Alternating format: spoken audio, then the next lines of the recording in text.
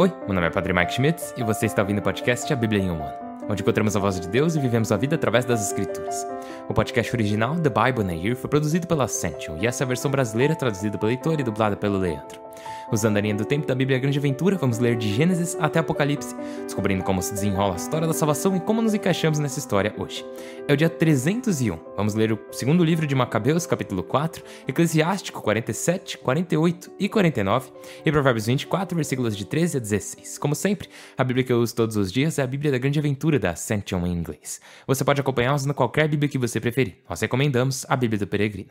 Se você quiser saber quais são os seus próximos capítulos ou marcar o quanto você já leu, é só baixar o plano de leitura de graça no link na descrição do vídeo. E você pode se inscrever no canal e ativar o sininho para receber uma notificação na hora que o episódio sair. Pois é, nem todo mundo sabe que dá para fazer isso, mas dá. Enfim, é o dia 301. Vamos ler o segundo livro de Macabeus, capítulo 4, Eclesiástico 47, 48 e 49 e Provérbios 24, versículos de 13 a 16. O segundo livro de Macabeus, capítulo 4, Perseguição de Antíoco Epífanes. Simão, que mencionamos antes, aquele que traindo a pátria denunciou os tesouros, caluniava Onias, como se tivesse sido ele quem maltratou Eliodoro e causou os males. Atrevia-se a chamar de inimigo público o benfeitor da cidade, o protetor de seus compatriotas e fervoroso cumpridor das leis. A inimizade chegou a tal ponto que um dos agentes de Simão chegou a cometer assassínios. Então Onias, considerando perigosa essa tensão que Apolônio, filho de Menesteu, governador da Cilecíria e da Fenícia, atiçava a maldade de Simão, acorreu ao rei não como acusador de seus concidadãos, mas buscando o bem comum e privado, pois via que se o rei não interviesse imediatamente, não seria possível ter paz no estado e Simão não se conteria em sua loucura. Quando Seleuco morreu, Antíoco, apelidado Epífanes, ocupou o trono. Jasão, o irmão de Onias, conseguiu o sumo sacerdócio por suborno, prometendo ao rei numa audiência uns 10.000 quilos de prata à vista, e mais 2.000 de outras rendas. E além disso, comprometia-se a incluir na conta outros 4.000, caso lhe fosse concedida autorização para instalar um ginásio e um centro juvenil, e para registrar os habitantes de Jerusalém como cidadãos antioquenos. Quando obteve o consentimento do rei e se apoderou do comando, Jasão, a seguir, fez que seus compatriotas adotassem um estilo de vida grego. Suprimiu os privilégios reais concedidos benevolamente aos judeus graças a João, pai de Eupólemo, aquele que negociou o pacto de amizade e mútua defesa com os romanos. Aboliu as leis da Constituição e procurava introduzir práticas contra a lei. Deu-se ao capricho de construir um ginásio sob a própria Acrópole, obrigando os jovens das melhores famílias a sair em público uniformizados. O helenismo chegava a tanto e a moda estrangeira estava tão em voga pela enorme sem-vergonhice do ímpio e pseudo-pontífice Jasão, que os sacerdotes já não tinham interesse pelo culto litúrgico diante do altar. Mas desprezando o templo e despreocupando-se com os sacrifícios, corriam para participar dos jogos da palestra, contrários à lei, enquanto se convocava o campeonato do disco, sem fazer nenhum caso dos valores tradicionais. Pelo contrário, tinham as glórias gregas em sumo apreço. Mas exatamente isso os levou a uma situação difícil. Aqueles mesmos, cujos costumes imitavam, querendo igualá-los em tudo, tornaram-se seus inimigos e carrascos. Porque não é pouca coisa violar as leis divinas, como se verá claramente no que vem a seguir. Quando se celebravam em Tiro os campeonatos quadrienais na presença do rei, o contaminado Jasão enviou alguns legados antioquenos como representantes de Jerusalém, com 300 dracmas de prata para o sacrifício a Hércules. Mas os mesmos que as levaram acharam melhor não empregá-las no sacrifício, coisa inconveniente, mas deixá-las para outros gastos. E assim, aquele dinheiro destinado ao sacrifício de Hércules, por vontade do doador, por desejo dos portadores, foi parar na construção de trirremes. Quando Apolônio de Menesteu foi enviado ao Egito para assistir à entronização do rei Filométor, Antíoco soube que este não apoiava sua política e começou a adotar medidas de segurança. Por isso visitou Jope e seguiu para Jerusalém. Jasão e os habitantes o receberam com apoteose. Entrou sob o resplendor de tochas e entre aclamações, e depois foi acampar na Fenícia com seu exército. Jazão e Menelau. Após 3 anos, Jazão enviou Menelau, o irmão de Simão acima mencionado, para levar o dinheiro ao rei e concluir as negociações sobre assuntos urgentes. Ele, bem recomendado diante do rei, e prestando-lhe homenagens com ar de grande personagem, conseguiu o sumo sacerdócio, oferecendo uns 9.000 quilos de prata a mais que Jazão, e voltou com a nomeação real, sem outros méritos para o sumo sacerdócio, a não ser o furor de um tirano cruel e a ira raivosa de um animal selvagem. E Jazão, que havia suplantado seu próprio irmão, suplantado por sua vez por outro, teve de fugir para o território amonita. Por sua vez, Menelau tinha o poder nas mãos, porém não fazia nada para pagar a quantidade prometida ao rei. Sóstrato, prefeito da Acrópole, a reclamava, porque era encarregado de cobrar os impostos. Por esse motivo, o rei chamou os dois.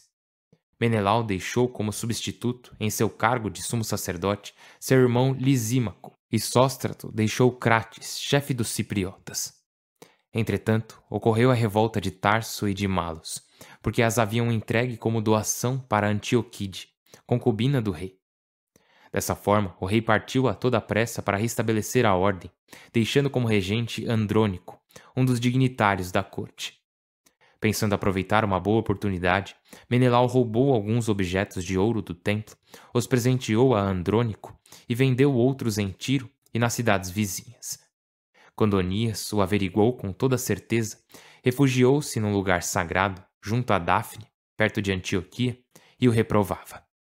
O resultado foi que Menelau, tomando a parte Andrônico, exigia que matasse Onias. Andrônico foi aonde estava Onias. Em base a enganos e dando-lhe a mão direita em juramento, embora Onias não a estendesse, o convenceu a sair de seu lugar sagrado e imediatamente o matou, sem respeitar o direito. Por essa razão, não só os judeus, mas também muitos de outras nações estavam alarmados e indignados por esse assassínio iníquo. Quando o rei voltou da Cilícia, apresentaram-se a ele os judeus da capital e os gregos que, com eles, reprovavam a violência, para falar-lhe do assassínio injustificado de Onias. Antíoco, profundamente entristecido e movido de compaixão, chorou, recordando a prudência e a conduta irrepreensível do defunto, e, encolerizando-se, imediatamente despojou Andrônico de sua púrpura e rasgou-lhe as vestes. Depois fez que o conduzissem por toda a cidade, e no mesmo lugar onde havia tratado Onias impiamente, aí eliminou o homicida. Assim o Senhor lhe deu o castigo que merecia.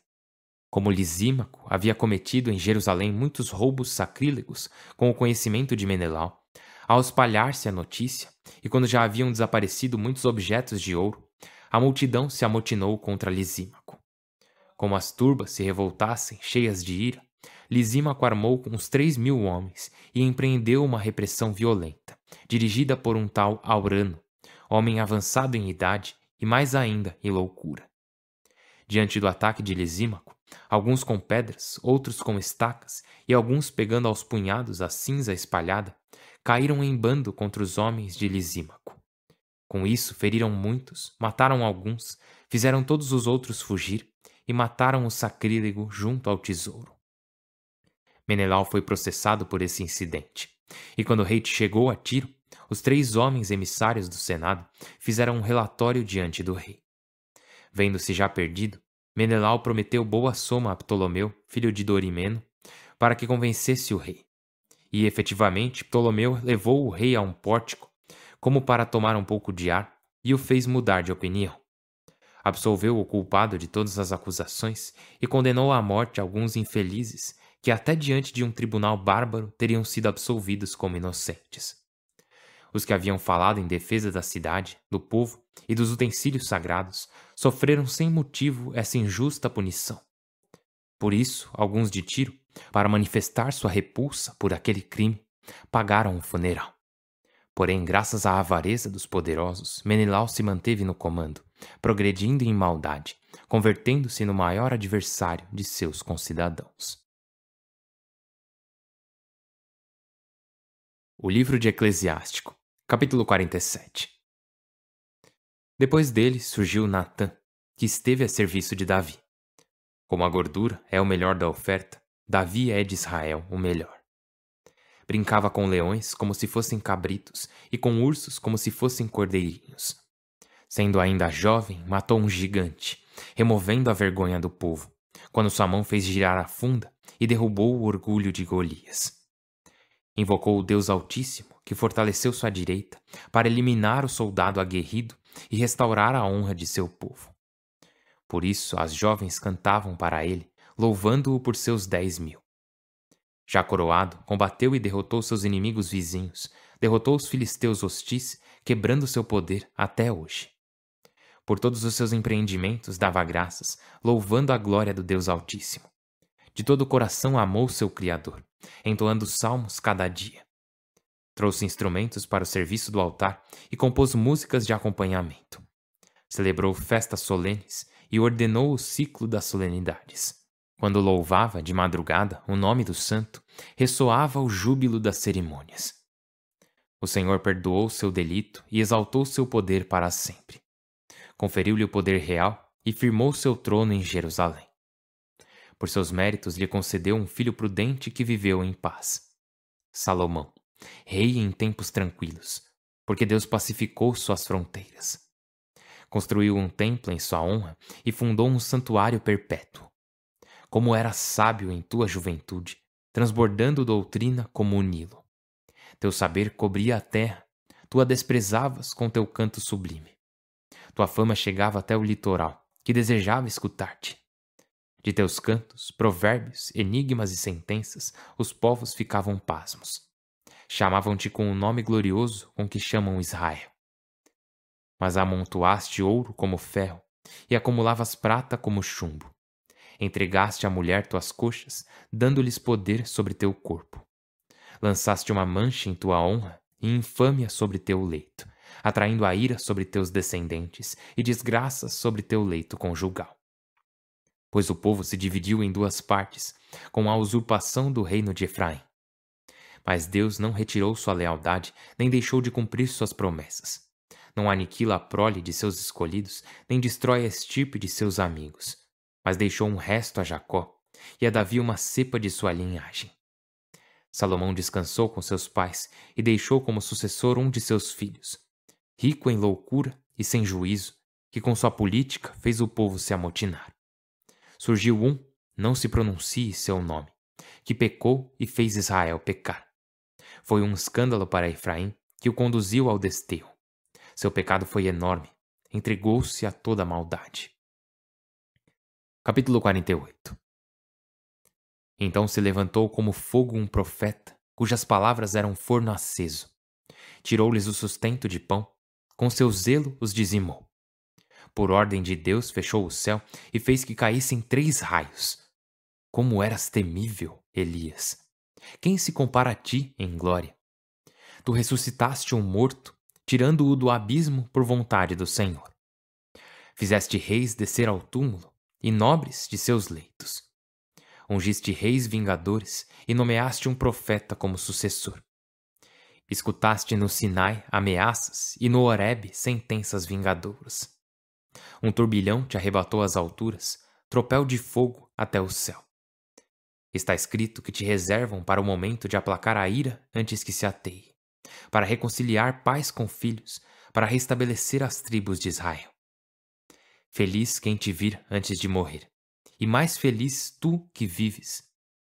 Quando Elias foi arrebatado ao céu, Eliseu recebeu 2/3 de seu espírito.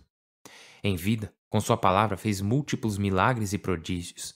Em vida, não temeu ninguém. Ninguém pôde dominar seu espírito. Nada lhe era impossível. Debaixo dele a carne reviveu. Em vida fez maravilhas e na morte obras assombrosas. No entanto, o povo não se converteu, nem deixou de pecar, até que foram expulsos de seu país e dispersos por toda a terra. Judá ficou dizimada, como um chefe da casa de Davi. Alguns reis agiram retamente, outros cometeram crimes monstruosos. Ezequias fortificou a cidade, desviando a água para dentro dela. Cavou com bronze a rocha e fechou as bordas do reservatório. Em seu reinado, Senaqueribe o atacou, enviando o copeiro Mor. Estendeu a mão contra Sião, e com arrogância blasfemou contra Deus. Então os valentes se acovardaram e se contorciam como parturientes. Invocaram o Deus Altíssimo, estendendo os braços para ele. Deus escutou suas súplicas e os salvou por meio de Isaías. Feriu o acampamento assírio e com sua praga semeou o pânico. Porque Ezequias havia agido retamente, mantendo-se no caminho de Davi, conforme lhe ordenava o profeta Isaías, famoso e acreditado por seus oráculos. Em seus dias o sol voltou atrás e prolongou a vida do rei. Com o espírito poderoso previu o futuro e consolou os afligidos de Sião. Anunciou o futuro até o final e os segredos antes que acontecessem. Capítulo 49. O nome de Josias é incenso aromático, misturado por um mestre perfumista. Sua lembrança é mel doce ao paladar ou música no banquete. Porque sofreu por nossa conversão e acabou com a abominação dos ídolos. Entregou-se a Deus de todo o coração e em tempos violentos foi compassivo. Exceto Davi, Ezequias e Josias, todos se perverteram. Os reis de Judá abandonaram até o fim a lei do Altíssimo. Por isso, entregou seu poder a outros e sua honra a um povo estrangeiro, que incendiou a cidade santa e assolou suas ruas. Jeremias o anunciou, quando o maltrataram. Criado profeta no ventre materno, para arrancar, arrasar e demolir, para edificar, plantar e consolidar. Ezequiel teve uma visão e descreveu os diferentes seres do carro. Também mencionou Jó, que se manteve no caminho justo. Também os 12 profetas floresçam seus ossos no túmulo. Eles confortaram Jacó e o salvaram com firme esperança. Como foi grande Zorobabel, anel de selo na direita de Deus. E o mesmo Josué, filho de Josedeque, em cujos dias se construiu o altar. Se reedificou o templo santo destinado à glória eterna. Neemias, nome glorioso, ele reconstruiu nossas ruínas. Restaurou os muros caídos, colocando portas e ferrolhos. Poucos houve no mundo como Enoque, também ele arrebatado em pessoa. Não nasceu homem como José, e seus restos foram sepultados. 107 são respeitados pelos homens, mas a todos supera a glória de Adão. O livro de Provérbios, capítulo 24, versículos de 13 a 16. Filho meu, come mel, que é bom. O favo é doce ao paladar. Assim sejam o saber e a sensatez para a tua alma. Se o alcanças, terás um futuro e tua esperança não fracassará. Não ponhas armadilhas na pastagem do honrado, nem destrua seu curral. Pois embora caia 7 vezes, o honrado se levantará, ao passo que os perversos afundarão na desgraça. Pai do céu, nós te louvamos e te agradecemos. Muito obrigado. Obrigado pela tua palavra, obrigado pela tua ação e presença em nossas vidas. E cada dia, cada momento, de nossas vidas, cada batida de nosso coração é um presente teu. És tu quem sustentas nossa existência. E não apenas sustentas nossa existência, nos mantém vivo, mas também nos seguras em teus braços e nos mantens próximos a ti.